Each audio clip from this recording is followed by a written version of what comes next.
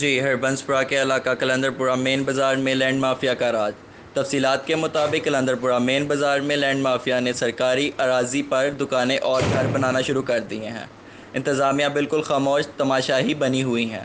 کروڑوں روپے کی مالیت کی اراضی پر قبضہ گروہوں کی نظر ہوتی جا رہی ہے، جس سے گورنمنٹ کا بہت بڑا نقصان ہو رہا ہے۔ متعلقہ پٹواری کانگو تحصیلدار کارروائی کرنے سے بہت دور۔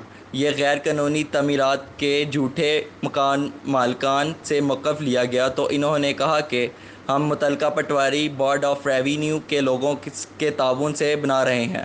یاد رہے کہ ہربنسپورہ کے زیادہ رقبہ سینٹرل گورنمنٹ کی مالیت ہے، جس پر قبضہ کرنا قانونی جرم ہے۔